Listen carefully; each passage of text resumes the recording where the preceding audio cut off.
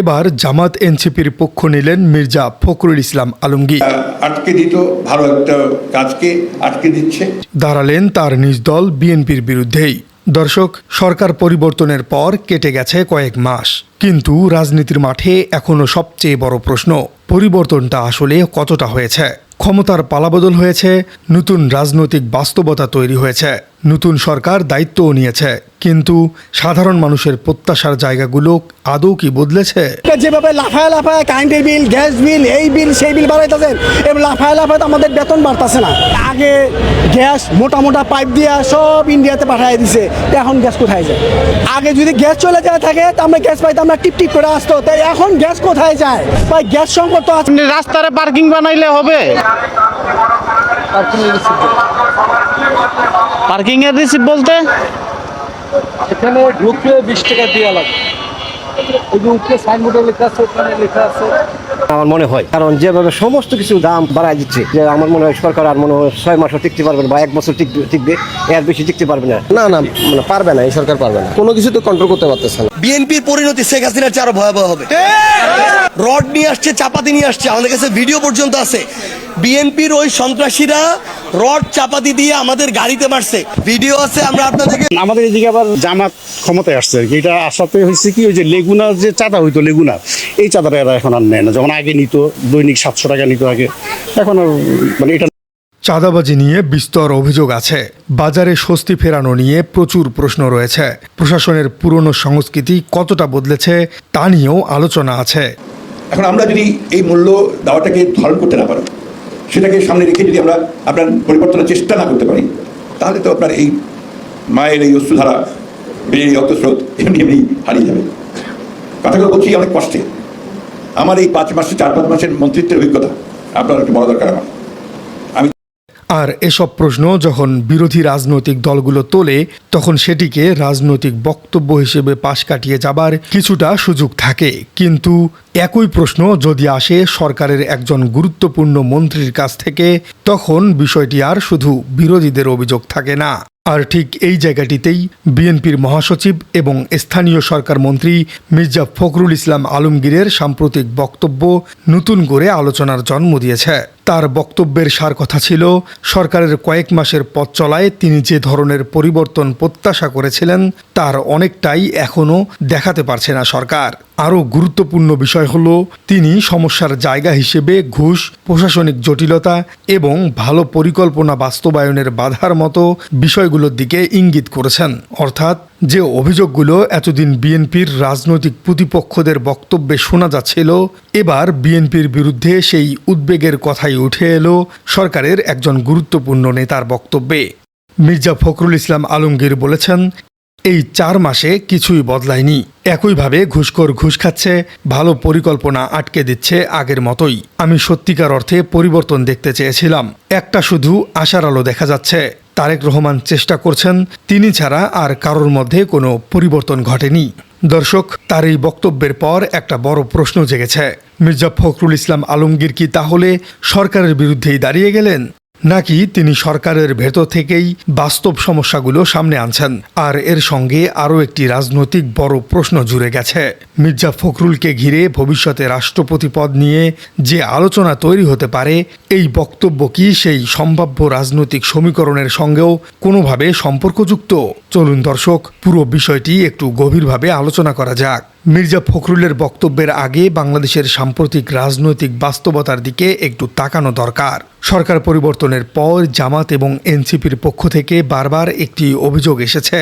তাদের বক্তব্যের মূল জায়গাটি ছিল, শুধু সরকার পরিবর্তন করলেই রাষ্ট্রের পুরো কাঠামো বদলে যায় না। প্রশাসনের ভেতরে পুরনো সংস্কৃতি, বিভিন্ন প্রভাবশালী গোষ্ঠী, আমলাতান্ত্রিক জটিলতা, বাজার সিন্ডিকেট এবং রাজনৈতিক প্রভাবের যে কাঠামো দীর্ঘদিন ধরে তৈরি হয়েছে, সেটি ভাঙতে না পারলে কাঙ্ক্ষিত পরিবর্তন আসবে না।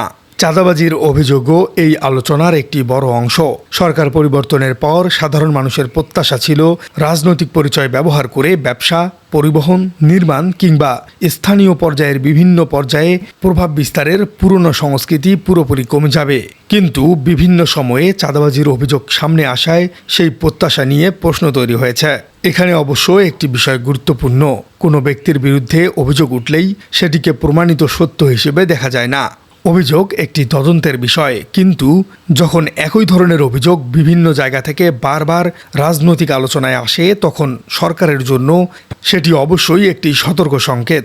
আর এই জায়গাতেই মির্জা ফখরুলের বক্তব্যকে গুরুত্বপূর্ণ মনে করা হচ্ছে। তিনি মূলত বলেছেন, কয়েক মাসের মধ্যে তিনি যে ধরনের পরিবর্তন দেখতে চেয়েছিলেন সেটি এখনও পুরোপুরি দেখতে পাওয়া যাচ্ছে না। দর্শক, মির্জা ফখরুল ইসলাম আলমগীর শুধু জনগণের অভিযোগের কথাই বলেননি, বরং সরকার পরিচালনার একটি ভেতরের সমস্যাও সামনে এনেছেন। কারণ তিনি সরকারের পরিকল্পনা বাস্তবায়নে বড় একটি বাধার কথা উল্লেখ করেছেন। একজন মন্ত্রী নতুন পরিকল্পনা করতে পারেন, কিন্তু সেই পরিকল্পনা বাস্তবায়নের জন্য প্রয়োজন প্রশাসন, মাঠ পর্যায়ের কর্মকর্তা, বিভিন্ন সরকারি প্রতিষ্ঠান এবং দীর্ঘদিনের প্রক্রিয়া। সেখানেই যদি পুরনো জটিলতা থেকে যায় তাহলে নতুন সরকারের পরিকল্পনাও আটকে যেতে পারে। আর এরপরেই আসে তারেক রহমানের প্রসঙ্গ। মির্জা ফখরুল ইসলাম আলমগীর বলেছেন, তিনি পরিবর্তনের চেষ্টা দেখতে পাচ্ছেন। বিশেষ করে তারেক রহমানের মধ্যে তিনি এই চেষ্টা দেখেছেন। এই একটি জায়গা তার পুরো বক্তব্যকে আরও রাজনৈতিকভাবে আকর্ষণীয় করে তুলেছে। কারণ একদিকে তিনি বলেছেন প্রত্যাশিত পরিবর্তন এখনও পূরণ হয়নি, অন্যদিকে তিনি দলের শীর্ষ নেতৃত্বের একজনের প্রচেষ্টার প্রশংসাও করেছেন। অর্থাৎ বক্তব্যটি একই সঙ্গে সমালোচনা এবং আস্থার বার্তা বহন করছে। দর্শক, এখন আসা যাক সবচেয়ে বড় সেই আলোচিত প্রশ্নে, মির্জা ফখরুল কি ভবিষ্যতে রাষ্ট্রপতি হবার জন্যই এমনটি বলেছেন? রাজনৈতিক বিশ্লেষণের জায়গা থেকে এমন সম্ভাবনা নিয়ে আলোচনা হতেই পারে, কিন্তু এখানে বাস্তব সাংগঠনিক কাঠামোটি বোঝা প্রয়োজন। বাংলাদেশের রাষ্ট্রপতি সরাসরি জনগণের ভোটে নির্বাচিত হন না। সংবিধান অনুযায়ী রাষ্ট্রপতি সংসদ সদস্যদের ভোটে নির্বাচিত হন। অর্থাৎ কোনো ব্যক্তিকে রাষ্ট্রপতি করতে হলে সংসদীয় সংখ্যাগরিষ্ঠতার রাজনৈতিক সমীকরণ অত্যন্ত গুরুত্বপূর্ণ হয়ে ওঠে।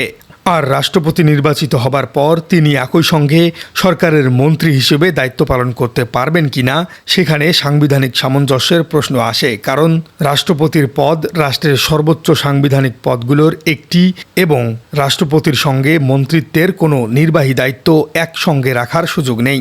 অর্থাৎ মির্জা ফখরুল যদি সত্যি রাষ্ট্রপতি নির্বাচিত হন তাহলে তাকে বর্তমান মন্ত্রিত্বের দায়িত্ব থেকে সরে যেতে হবে। এখানে আরও একটি গুরুত্বপূর্ণ বিষয় আছে। রাষ্ট্রপতি পদে যাবার আগে যদি তিনি সংসদ সদস্য হয়ে থাকেন তাহলে রাষ্ট্রপতি নির্বাচনের সঙ্গে সঙ্গে তার সংসদীয় অবস্থানের উপরেও সাংবিধানিক প্রভাব পড়বে। অর্থাৎ মির্জা ফখরুল ইসলাম আলমগীর যদি রাষ্ট্রপতি পদে সত্যি সত্যি নিযুক্ত হন তবে তার পঞ্চগড়ের সংসদীয় আসনটিও শূন্য ঘোষণা করা হবে এবং সেখানে আবার নতুন করে উপনির্বাচন হবে। কারণ রাষ্ট্রপতি দায়িত্ব নেবার পরে তিনি আর সংসদ সদস্য থাকবেন না। অন্যদিকে মির্জা ফখরুল ইসলাম আলমগীর রাষ্ট্রপতি হলে কোনো দলীয় রাজনীতির সাথে যুক্ত থাকতে পারবেন না। সেক্ষেত্রে তাকে অবশ্যই বিএনপির মহাসচিব পদও ছাড়তে হবে। দর্শক, এসব সমীকরণের জায়গা থেকেই মির্জা ফখরুলের বক্তব্যকে কেউ কেউ রাজনৈতিকভাবে অন্যভাবে ব্যাখ্যা করার চেষ্টা করছেন। কিছু রাজনৈতিক বিশ্লেষকের সম্ভাব্য ব্যাখ্যা হলো তিনি হয়তো জনগণের কাছে নিজের গ্রহণযোগ্যতা বাড়াতে চাইছেন। কারণ নিজের দলের সরকারে বসে শুধু সরকারের প্রশংসা করলে তিনি একজন সাধারণ দলীয় নেতা হিসেবে দেখা দিতে পারেন, কিন্তু তিনি যখন বলেন ঘুষ এখনও আছে, ভালো পরিকল্পনা আটকে দেওয়া হচ্ছে, প্রত্যাশিত পরিবর্তন এখনও হয়নি, তখন সাধারণ মানুষের অসন্তোষের সঙ্গে তার বক্তব্যের একটি মিল তৈরি হয়। এমন বক্তব্যের পর অনেকেই মনে করছেন মির্জা ফখরুল ইসলাম আলমগীর রাষ্ট্রপতি হবার জন্য মানুষের মনে সফট কর্নার তৈরি করে নিচ্ছেন, আর এজন্যই তিনি এ ধরনের বক্তব্য দিয়েছেন। তাই এখানে দুটি সম্ভাবনাই খোলা রাখতে হবে। প্রথমত, তিনি সত্যিই সরকারের ভেতরের সমস্যাগুলো নিয়ে উদ্বিগ্ন, আর দ্বিতীয় বিষয়টি হলো তিনি হয়তো নিজের রাজনৈতিক অবস্থানকে আরও জনবান্ধব এবং গ্রহণযোগ্য হিসেবে প্রতিষ্ঠা করার চেষ্টা করছেন। জামাত এবং এনসিপি যদি বলে থাকে সরকার বদলেছে, কিন্তু পুরনো প্রশাসন, সিন্ডিকেট এবং চাঁদাবাজির সংস্কৃতি পুরোপুরি বদলায়নি, তাহলে বিএনপির একজন গুরুত্বপূর্ণ নেতা যখন প্রায় একই ধরনের সমস্যা স্বীকার করেন তখন বিরোধীদের হাতে নতুন রাজনৈতিক যুক্তি চলে আসে। তারা বলতেই পারে এটি আর শুধু বিরোধীদের অভিযোগ নয়, সরকারের ভেতর থেকেও একই সমস্যার স্বীকৃতি দেওয়া হয়েছে। অন্যদিকে বিএনপি বলতে পারে এটাই তো সরকারের আত্মসমালোচনার সক্ষমতা, অর্থাৎ সমস্যা লুকিয়ে না রেখে প্রকাশ্যে বলা হচ্ছে এবং সমাধানের চেষ্টা করা হচ্ছে। প্রিয় দর্শক, মির্জা ফখরুল ইসলাম আলমগীর হঠাৎ করে নিজ সরকারের বিরুদ্ধেই এমন কথা বলার কারণ কি বলে আপনি মনে করছেন? তিনি কি আসলেই রাষ্ট্রপতি হবার জন্য এমনটি বলেছেন, নাকি তিনি সত্যি সত্যিই সরকারের ভেতরে একটি বড় ধরনের পরিবর্তন আশা করছেন? কমেন্টে জানিয়ে দিন আপনার গুরুত্বপূর্ণ মতামত। আর আমাদের চ্যানেলে নতুন হয়ে থাকলে চ্যানেলটি সাবস্ক্রাইব করে বেল আইকনটি বাজিয়ে দিন। দেখা হচ্ছে পরবর্তী ভিডিওতে। কিন্তু আশাবাদী এই কারণেই আমি পরিবর্তন দেখছি একজন মানুষের মধ্যে, সেটা তারেক রহমান সাহেব।